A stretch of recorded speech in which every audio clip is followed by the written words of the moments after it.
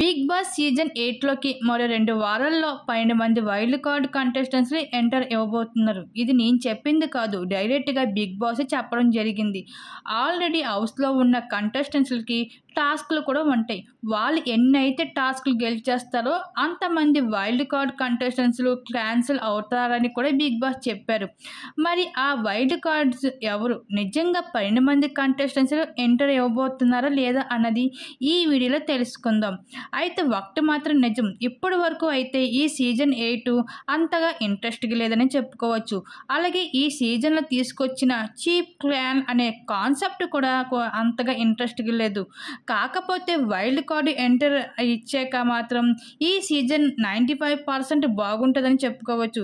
ఎందుకంటే ఎంటర్ ఇచ్చిన వాళ్ళందరూ కూడా ఎక్స్ కంటెస్టెంట్స్. బిగ్ బాస్ హౌస్లో బిగ్ బాస్ గేమ్ ఎలా ఉంటుందో, ఆర్గ్యుమెంట్స్ ఎక్కడ చెయ్యాలో, ఎక్కడ ఎలా ఉండాలో, ఎక్కడ ఎలాంటి స్ట్రాటజీ ఉపయోగించాలన్నది క్లియర్గా అర్థమయ్యే ఉంటుంది ఎక్స్ కంటెస్టెంట్కి. మరి ఎంటర్ ఇవ్వబోతున్న వైల్డ్ కార్డ్ కంటెస్టెంట్స్ ఎవరంటే సీజన్ 7 నుండి నైని, పావని, గౌతమ్ కృష్ణ, సీజన్ 6 నుండి శ్రీ సత్య, సీజన్ 5 నుండి యాంకర్ రవి, సీజన్ 4 నుండి అవినాశు, సీజన్ 3 నుండి వితికా షేరు, అలాగే రోహిణి. వీళ్ళిద్దరిలో ఎవరో ఒకరు రావచ్చు.